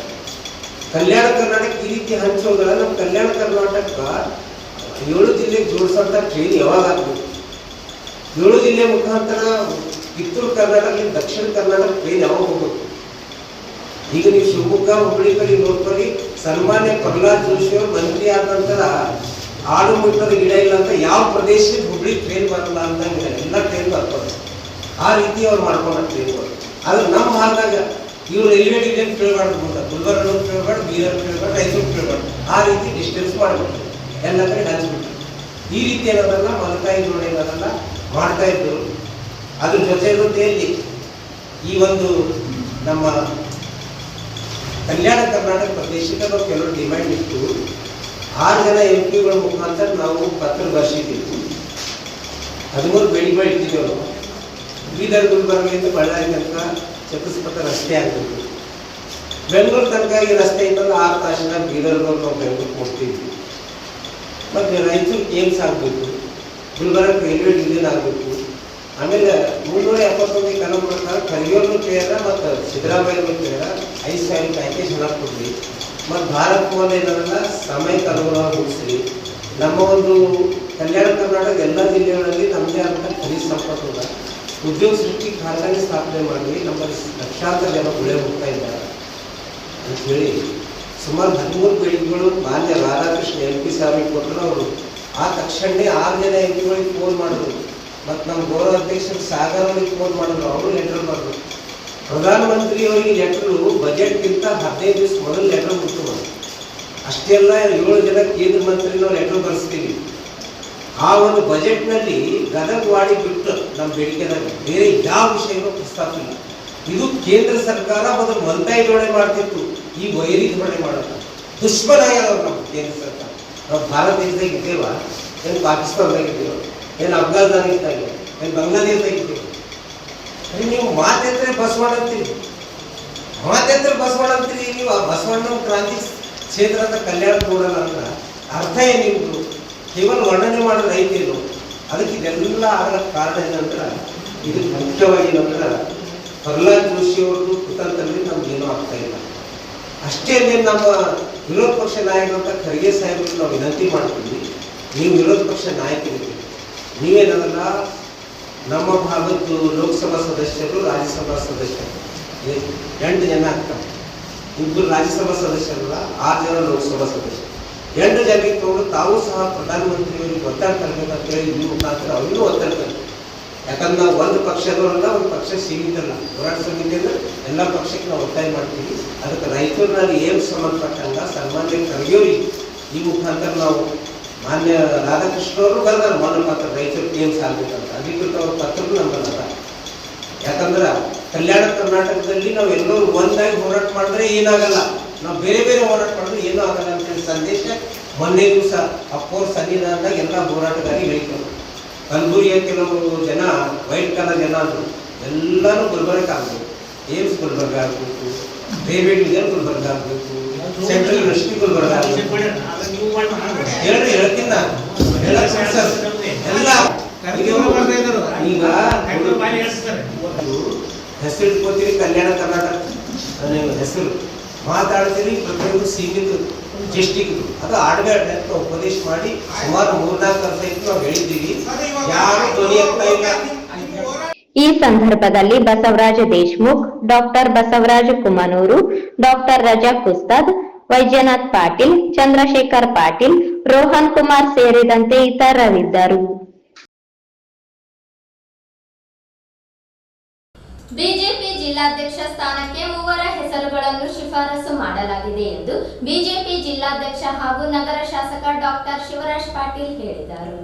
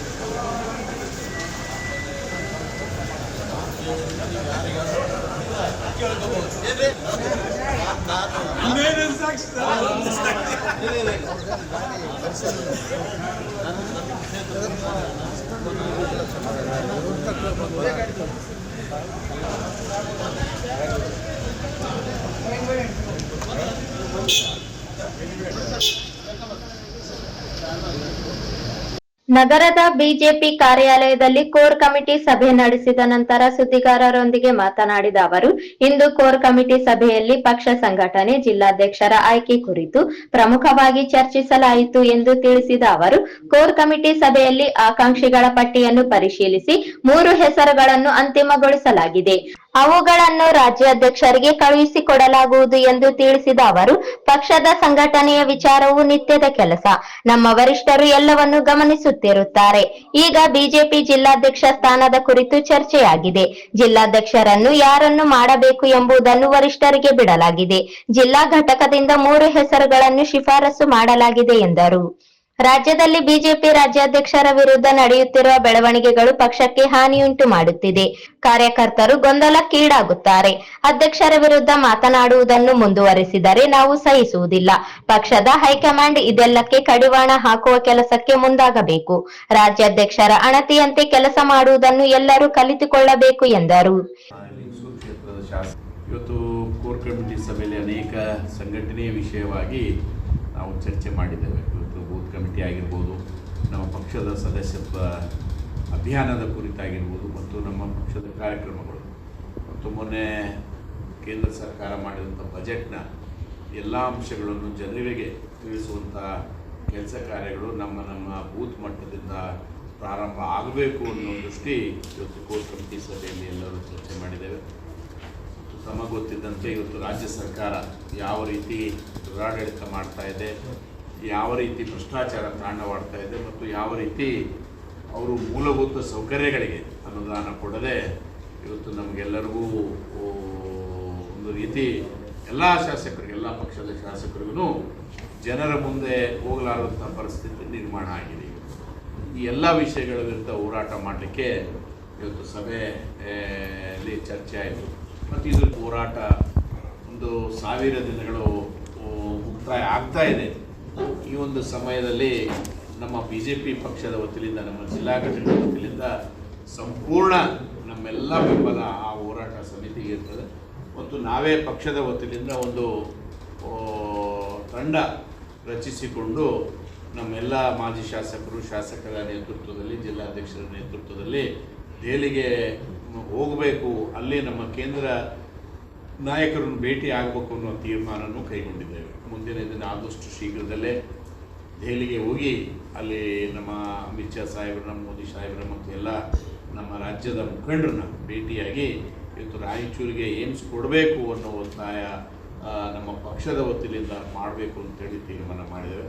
ಮತ್ತು ಇದ್ರ ಜೊತೆ ಇವತ್ತು ಜಿಲ್ಲಾ BJP ಅಧ್ಯಕ್ಷರ ಆಯ್ಕೆ ವಿಷಯವೂ ಪ್ರಸ್ತಾಪಕ್ಕೆ ತಂದು ಇವತ್ತು 3 ಹೆಸರುಗಳು ನಾವು ಅಂತಿಮ ತೀರ್ಮಾನ ಎಲ್ಲ ಒಮ್ಮತದಿಂದ ತೀರ್ಮಾನ ಮಾಡಿ ಇವತ್ತು ರಾಜ್ಯ ಘಟಕಕ್ಕೆ ಕಳಿಸಿಕೊಡುವಂಥ ಕೆಲಸನೂ ನಾವು ಮಾಡ್ತಾಯಿದ್ದೇವೆ ಅಂತೇಳಿ ಇವತ್ತು ನಮ್ಮೆಲ್ಲ ಪಕ್ಷ ಮುಂದಿನ ದಿನಗಳಲ್ಲಿ ಪಕ್ಷ ಬಲಿಷ್ಠವಾಗಿ ಕಟ್ಟಲಿಕ್ಕೆ ಏನೇನು ಕ್ರಮ ಕೈಗೊಳ್ಳಬೇಕು ಮತ್ತು ಮುಂದೆ ಬರುವಂಥ ನಗರಸಭೆ ಚುನಾವಣೆ ಆಗಿರ್ಬೋದು, ಜಿಲ್ಲಾ ಪಂಚಾಯತ್ ಆಗಿರ್ಬೋದು, ಗ್ರಾಮ ಪಂಚಾಯತ್ ಚುನಾವಣೆಗಳು ಯಶಸ್ವಿಯಾಗಿ ಮುನ್ನಡೆಸಲಿಕ್ಕೆ ಸಂಪೂರ್ಣ ತಮ್ಮ ತನು ಮನ ಧನದಿಂದ ಎಲ್ಲರೂ ಕಾರ್ಯ ಶುರು ಮಾಡಬೇಕು ಅಂತೇಳಿ ಇವತ್ತು ಒಮ್ಮತದ ತೀರ್ಮಾನ ಕೈಗೊಂಡಿದ್ದೇವೆ ಅಂತ ಹೇಳಲಿಕ್ಕೆ ಬಯಸ್ತೇವೆ. ನಾವೇನಿಲ್ಲಲ್ಲ, ಬಟ್ ಯಾರ ಅಧ್ಯಕ್ಷ ಆದ್ರೂ ಪಕ್ಷದ ತೀರ್ಮಾನ ಅಂತಿಮ. ಪಕ್ಷ ಯಾರನ್ನ ನಿರ್ಣಯ ಮಾಡ್ತದೆ, ಯಾರನ್ನ ಅಧ್ಯಕ್ಷರನ್ನು ಮಾಡ್ತದೆ ತೀರ್ಮಾನ, ಮತ್ತು ಅವ್ರ ಮುಂದಿನ ದಿನದಲ್ಲಿ ಅವರ ಅಧ್ಯಕ್ಷ ಸ್ಥಾನ ಸರಿಯಾಗಿ ನಿಭಾಯಿಸಲಿ ಅಂದರೆ ಪಕ್ಷವೇ ಅವ್ರ ವಿರುದ್ಧ ಕ್ರಮ ಕೈಗೊಳ್ಳುತ್ತೆ. ಮತ್ತು ಯಾರ ಅಧ್ಯಕ್ಷರಾದ್ರೂ ಇದು 24 hours ಕೆಲಸ ನಮ್ಮದು ಪಕ್ಷ. ನಮ್ಮ ಪಕ್ಷದಲ್ಲಿ ಏನು ಟೂರಿಸ್ಟ್ ಮಾಡಲಿಕ್ಕೆ ಆಗೋದಿಲ್ಲ. ನಮ್ಮ ಪಕ್ಷದಲ್ಲಿ ದಿನಕ್ಕೆ 3 ತಾಸು ಮೀಟಿಂಗ್ ಇರ್ತಾವೆ. ಸದಸ್ಯರ ಹತ್ರ ಅಭಿಯಾನ ಇರ್ಬೋದು, ಕೇಂದ್ರ ಸರ್ಕಾರದ ಕಾರ್ಯಕ್ರಮಗಳಿರ್ಬೋದು, ನಮ್ಮ ರಾಜ್ಯ ಸರ್ಕಾರದ ಹೋರಾಟ ಇರ್ಬೋದು, ಇವೆಲ್ಲವೂ ಮಾಡಬೇಕಾದಂಥ ಸಂದರ್ಭದಲ್ಲಿ ನಮ್ಮ ಮೇಲೆ ಪ್ರತಿದಿನ ಕಣ್ಣಿರ್ತದೆ. ರಾಜ್ಯದ ನಾಯಕರಿಗೆ, ಕೇಂದ್ರದ ನಾಯಕರಿಗೆ ಕಣ್ಣಿರ್ತದೆ. ಅವೆಲ್ಲವೂ ಅವಲೋಕನ ಮಾಡಿ ರಾಜ್ಯ ಘಟಕ ನಿರ್ಧಾರ ಕೈಗೊಳ್ತದೆ. ಅದು ಪಕ್ಷದ ಚೌಕಟ್ಟಿನಲ್ಲಿ ಪಕ್ಷದ 4 ಗೋಡೆಗಳ ಮಧ್ಯೆ ಮಾತಾಡಿದರೆ ಚಲೋ. ಇವತ್ತು ಒಬ್ಬ ರಾಜ್ಯಾಧ್ಯಕ್ಷ ಸ್ಥಾನದಲ್ಲಿರುವಂಥ ವ್ಯಕ್ತಿಗೆ, ಅದು ಯಾರೇ ಇರ್ಬೋದು, ಇಂಥ ಕೀಳು ಮಟ್ಟದ ಹೇಳಿಕೆಗಳನ್ನು ಕೊಡೋದು ಯಾರೂ ಸಹಿಸಂಗಿಲ್ಲ. ಇದು ಭಾಳ ಖಂಡನೀಯ. ಮುಂದಿನ ದಿನ ಇವರು ಇದೇ ರೀತಿ ಮಾತನಾಡಿದರೆ ಅವರ ವಿರುದ್ಧ ನಾವು ಹೋರಾಟ ಮಾಡಬೇಕಾಗ್ತದೆ ಅಂತೇಳಿ ಎಚ್ಚರಿಕೆಯನ್ನು ಕೊಡಲಿಕ್ಕೆ ಬಯಸ್ತೇನೆ. ಮತ್ತು ಇವತ್ತು ಪಕ್ಷ ಕಟ್ಟಬೇಕು, ಪಕ್ಷ ಈ ಮಟ್ಟಕ್ಕೆ ಬರಬೇಕು ಅಂದರೆ ಅವ್ರ ಕೊಡುಗೆ ಏನಿದೆ ಅನ್ನೋದನ್ನು ಅವ್ರು ತಿಳ್ಕೋಬೇಕು. ಸುಮ್ಮನೆ ಇವತ್ತು ಯಾರೋ ಬರ್ತಾರೆ, ಯಾರೋ 4 ಜನ ಕೂತು ಮೀಟಿಂಗ್ ಮಾಡ್ತಾರೆ. ಮೀಟಿಂಗ್ ಮಾಡಿ ನಾವು ಅವ್ರದ್ದು ಇದಿದೆ, ಇವ್ರದ್ದು ಇದಿದೆ, ಯಾವ್ದು ಇಲ್ಲ. ಇವತ್ತು ಎಲ್ಲ ರಾಜ್ಯದಲ್ಲಿ ಎಲ್ಲ ಜನರು ನೋಡಿದ್ದಾರೆ ಯಾರ ಬಲ ಇದೆ, ಯಾರಿಗೆ ಅಧಿಕಾರದಲ್ಲಿದ್ದಾಗ ಜನರ ಕೆಲಸ ಆಗಿದೆ, ಜನರು ಯಾರ ಪರವಾಗಿ ಒಲವಿದೆ ಅಂಥೇಳಿ ಸಂಪೂರ್ಣ ರಾಜ್ಯದ ಸಾಮಾನ್ಯ ಜನರಿಗೆ ಗೊತ್ತಿದೆ. ಆದ ಕಾರಣ ನಾವು ಇವತ್ತು ಏನು ನಾವು ಭಿನ್ನರ ತಂಡ, ತಟಸ್ಥ ತಂಡ ಏನಿರ್ತಾ ಇದ್ದಾರೆ, ಇವೆಲ್ಲವೂ ಸುಳ್ಳು. ಇವತ್ತು ಒಂದೇ ತಂಡ ಇರೋದು, ಅದು ರಾಜ್ಯಾಧ್ಯಕ್ಷರ ನೇತೃತ್ವದಲ್ಲಿರುವಂಥ ಒಂದೇ ತಂಡ. ಇನ್ನುಳಿದ ತಂಡಗಳಿಗೆ ಮಾನ್ಯತೆ ಕೊಡಬಾರ್ದು, ಜನರು ಅವ್ರ ಮಾತಿಗೆ ಬೆಲೆ ಕೊಡೋದಿಲ್ಲ ಅಂತೇಳಿ ಹೇಳಲಿಕ್ಕೆ ಬಯಸ್ತೇನೆ. ಈ ಸಂದರ್ಭದಲ್ಲಿ ವೀಕ್ಷಕರಾಗಿ ಆಗಮಿಸಿದ್ದ ಬೀದರ್ ಗ್ರಾಮೀಣ ಭಾಗದ ಬಸವರಾಜ್ ಮತ್ತಿಮಡು, ಶಾಸಕ ಮಾನಪ್ಪ ವಜ್ಜಲ್, ಬಿಜೆಪಿ ಹಿರಿಯ ಮುಖಂಡರಾದ ಎನ್ ಶಂಕರಪ್ಪ, ಮಾಜಿ ಸಂಸದ ಬಿವಿ ನಾಯಕ್, ಮಾಜಿ ಶಾಸಕರುಗಳಾದ ಪ್ರತಾಪ್ ಗೌಡ ಪಾಟೀಲ್, ಗಂಗಾಧರ್ ನಾಯಕ್, ಬಸನಗೌಡ ಬ್ಯಾಗವಾಟ್, ಮುಖಂಡರಾದ ಕೆ ಕರಿಯಪ್ಪ, ಶಂಕರ್ ರೆಡ್ಡಿ ಸೇರಿದಂತೆ ಇತರರು ಉಪಸ್ಥಿತರಿದ್ದರು.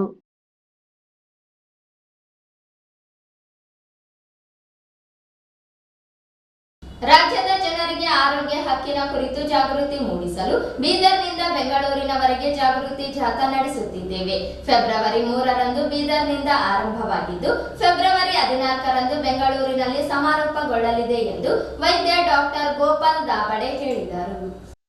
ನಗರದ ಪತ್ರಿಕಾ ಭವನದಲ್ಲಿ ಕರೆದ ಪತ್ರಿಕಾಗೋಷ್ಠಿಯನ್ನು ಉದ್ದೇಶಿಸಿ ಮಾತನಾಡಿ, ರಾಜ್ಯಕ್ಕೆ ಔಷಧ ಒದಗಿಸುವ ಕರ್ನಾಟಕ ರಾಜ್ಯ ವೈದ್ಯಕೀಯ ಸೇವಾ ನಿಗಮ ನಿಯಮಿತ ಸಂಸ್ಥೆಯು ಪರೀಕ್ಷೆ ಮಾಡದೆ ಔಷಧಗಳನ್ನು ನೇರವಾಗಿ ಸರಬರಾಜು ಮಾಡಿರುವುದರಿಂದ ರಾಜ್ಯದಲ್ಲಿ ಬಾಣಂತಿಯರ ಸಾವು ಸಂಭವಿಸುತ್ತಿವೆ.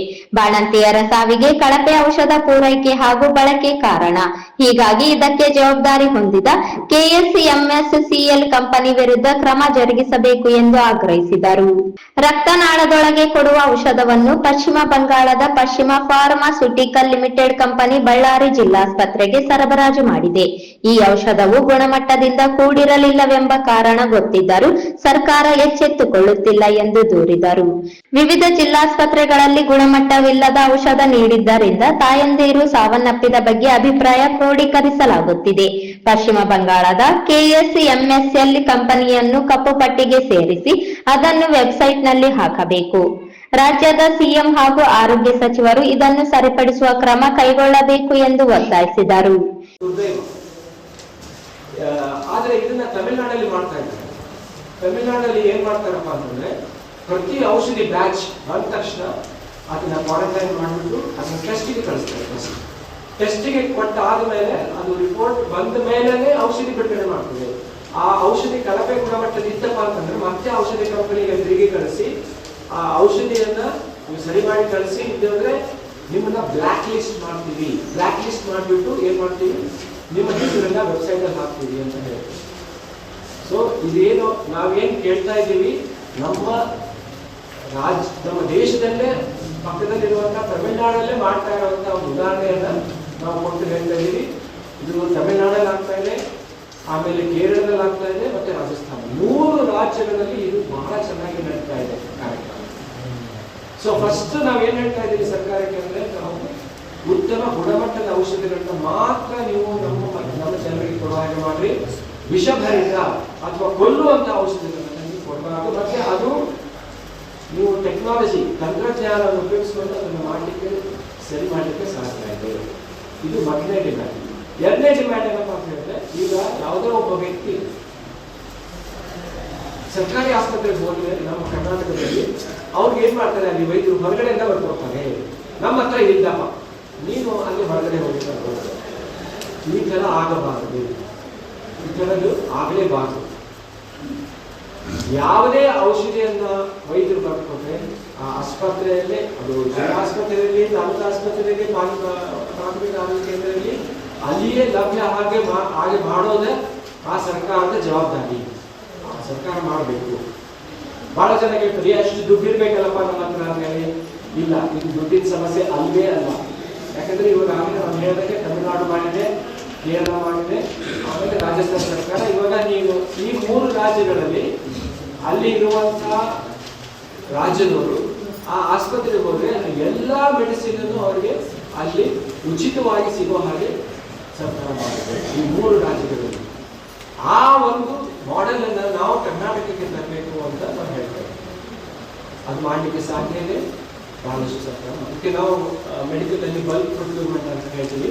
ಅಂದ್ರೆ ಇವಾಗ ಪ್ಯಾರಾಸಿಟಮಾಲ್ ಔಷಧಿ ನಿಮಗೆಲ್ಲ ಗೊತ್ತಿದೆ, ನೀವು ಎಷ್ಟು ತಗೊಳ್ತೀವಿ, ನಾವು ಪ್ಯಾರಾಸಿಟಮಾಲ್ ಟ್ಯಾಬ್ಲೆಟ್ಗೆ 2-3 ರೂಪಾಯಿ ಕೊಡ್ತೀವಿ. ಆದ್ರೆ ತಮಿಳುನಾಡು ಸರ್ಕಾರ ಕೇವಲ 35 ಪೈಸೆ ಖರೀದಿ ಮಾಡಿ.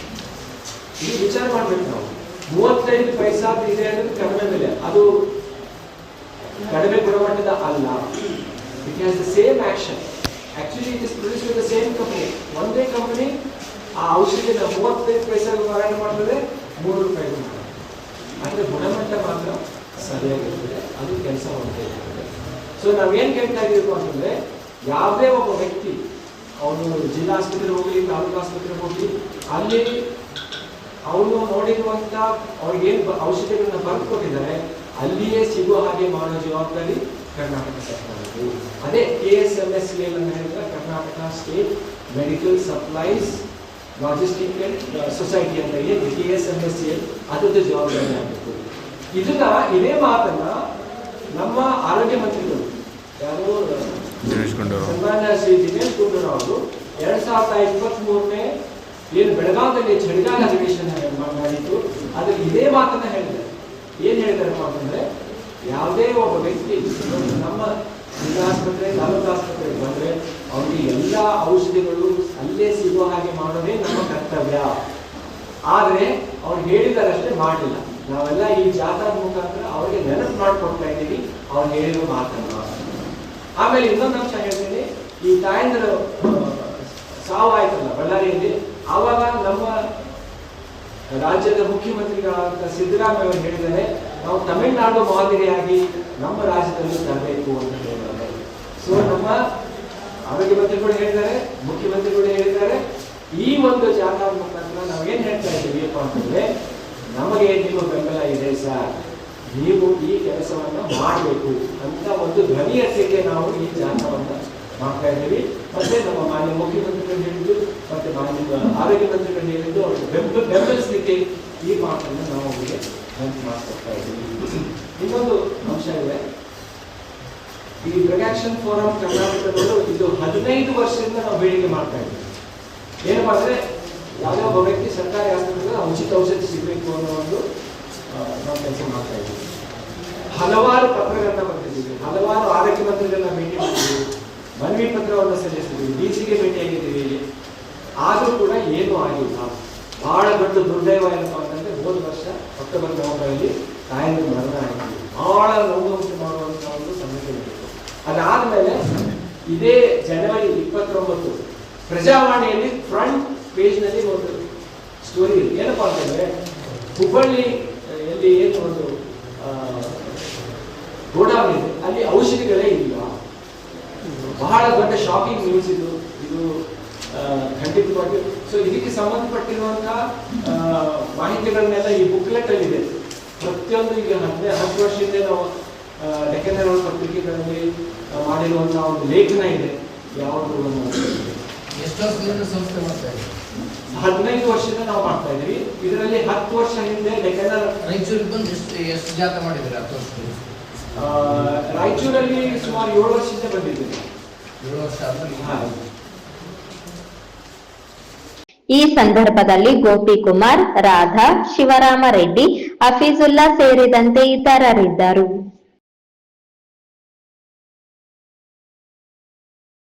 ರಾಜ್ಯಾಧ್ಯಕ್ಷರ ಅಣತಿಯಂತೆ ಎಲ್ಲರೂ ನಡೆದುಕೊಳ್ಳಬೇಕು. ಅದು ಬಿಟ್ಟು ಹಾದಿ ಬೀದಿಯಲ್ಲಿ ಪಕ್ಷದ ರಾಜ್ಯಾಧ್ಯಕ್ಷರ ವಿರುದ್ಧ ಮಾತನಾಡುವುದು ಪಕ್ಷದ ಕಾರ್ಯಕರ್ತರಿಗೆ ನೋವುಂಟು ಮಾಡದಂತಾಗುತ್ತದೆ ಎಂದು ಲಿಂಗಸುಗೂರು ಶಾಸಕ ಮಾನಪ್ಪ ವಜ್ಜಲ್ ಬೇಸರ ವ್ಯಕ್ತಪಡಿಸಿದರು. ಏಮ್ಸ್ 1000 ದಿನದ ಹೋರಾಟದಲ್ಲಿ ಪಾಲ್ಗೊಂಡು ನಂತರ ಸುದ್ದಿಗಾರರೊಂದಿಗೆ ಮಾತನಾಡಿ, ಇಂದು ಕೋರ್ ಕಮಿಟಿ ಮುಗಿಸಿಕೊಂಡು ಊಟಕ್ಕೆ ಹೋಗುವಾಗ ದಾರಿಯಲ್ಲಿಯೇ ಇರುವ ಏಮ್ಸ್ ಹೋರಾಟಕ್ಕೆ ತೆರಳಿ ಹೋಗೋಣ ಎಂದು ಬಂದಿದ್ದೇವೆ.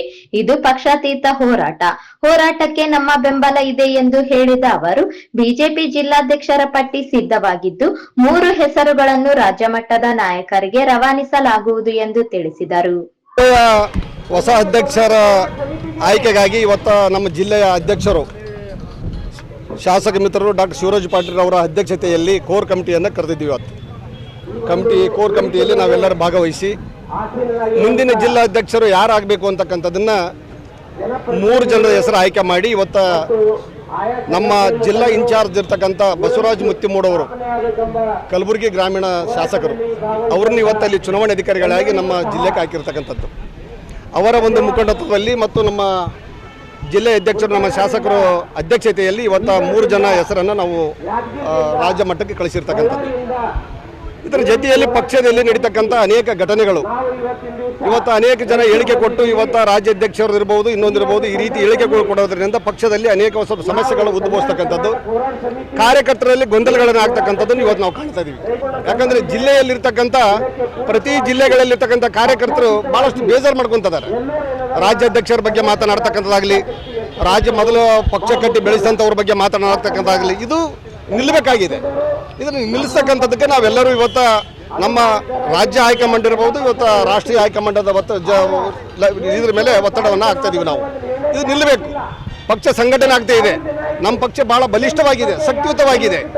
ಅದನ್ನು ನಾವು ಬೇರೆದವರು ಅದನ್ನು ದುರುಪಯೋಗ ತಗೋಬಾರ್ದು. ಅದಕ್ಕಾಗಿ ಮುಂದೆ ಬರುವ ಚುನಾವಣೆಗಳಲ್ಲಿ ಯಾವುದೇ ಪರಿಣಾಮ ಬೀರಬಾರ್ದು, ಅಡ್ಡ ಪರಿಣಾಮ ಬೀರಬಾರ್ದು.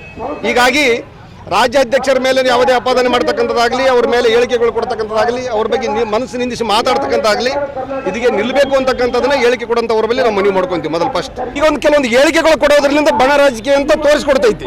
ಆದರೆ ಅದು ಬಣ ರಾಜಕೀಯ ಅಲ್ಲ, ಅದು ಮುಂದಿನ ದಿನಗಳಲ್ಲಿ ಸರಿ ಹೋಗುತ್ತೆ. ಆದರೆ ರಾಜ್ಯಾಧ್ಯಕ್ಷರ ಬಗ್ಗೆ ಮಾತಾಡ್ತಕ್ಕಂಥದ್ದು ನಿಲ್ಲಬೇಕು.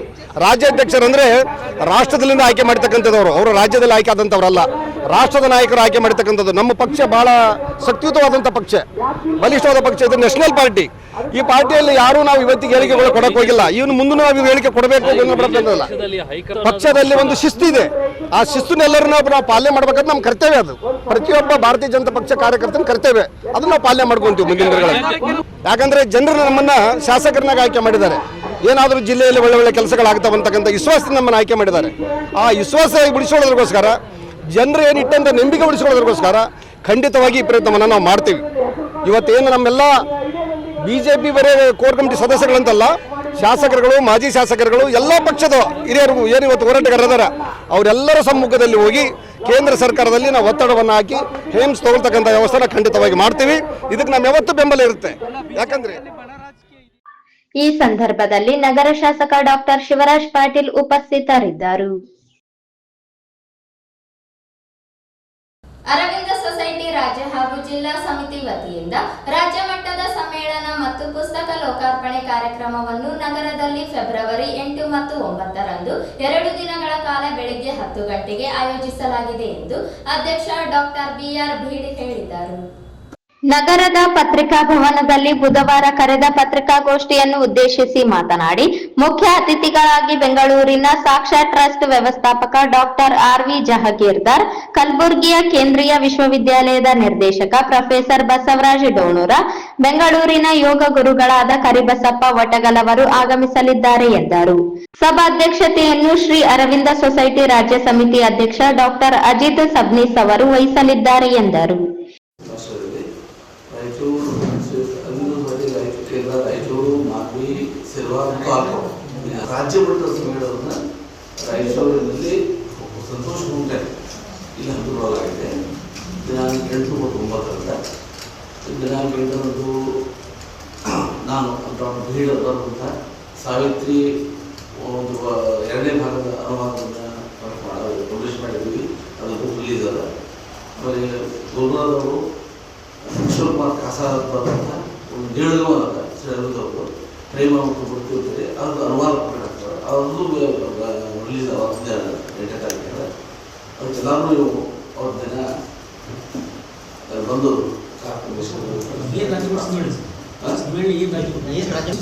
ಏನು ರಾಜ್ಯಾದ್ಯಂತ ಏನು ಬಂಧುಗಳಿದೆ ಎಲ್ಲ ಬರ್ತಾ ಇದ್ದಾರೆ.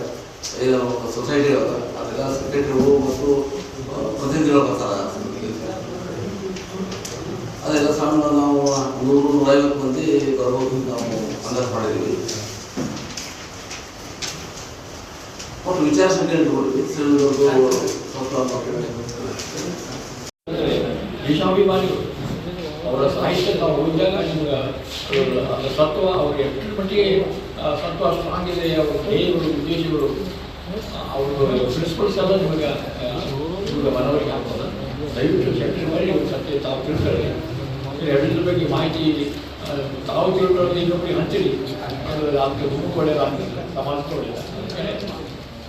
ಈ ಸಂದರ್ಭದಲ್ಲಿ ಗೌರವಾಧ್ಯಕ್ಷ ಮಲ್ಲಿಕಾರ್ಜುನ ಸ್ವಾಮಿ, ಉಪಾಧ್ಯಕ್ಷ ಆರ್ ನಾಗಪ್ಪ, ಕಾರ್ಯದರ್ಶಿ ಕೆ ರಾಮರೆಡ್ಡಿ, KS ಪಾಟೀಲ್ ಸೇರಿದಂತೆ ಇತರರು ಉಪಸ್ಥಿತರಿದ್ದರು.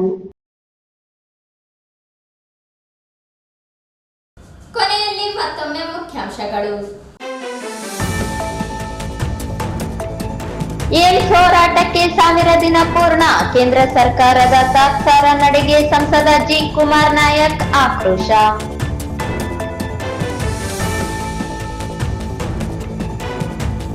ರಾಯಚೂರಿನಲ್ಲಿಯೇ ಏಮ್ಸ್ ಸ್ಥಾಪನೆಗೆ ಕೇಂದ್ರ ಸಚಿವ ಪ್ರಹ್ಲಾದ್ ಜೋಶಿ ಅಡ್ಡಗಾಲಾಗಿದ್ದಾರೆ. ಡಾಕ್ಟರ್ ಲಕ್ಷ್ಮಣ್ ದಸ್ತಿ.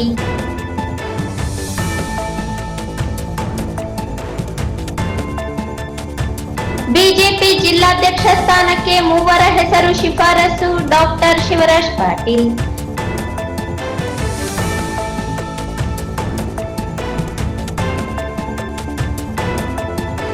ಫೆಬ್ರವರಿ 3ರಿಂದ 14ರವರೆಗೆ ಆರೋಗ್ಯದ ಹಕ್ಕಿನ ಕುರಿತು ಜಾಗೃತಿ ಜಾಥಾ. ಡಾಕ್ಟರ್ ಗೋಪಾಲ್ ದಾಬಡಿ.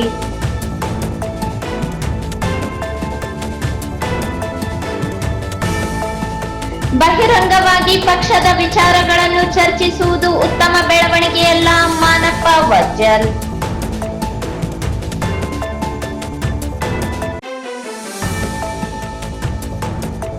ಮತ್ತು ಫೆಬ್ರವರಿ 8ರಿಂದ ರಾಜ್ಯ ಮಟ್ಟದ ಸಮ್ಮೇಳನ. BR ಭೀಡ್.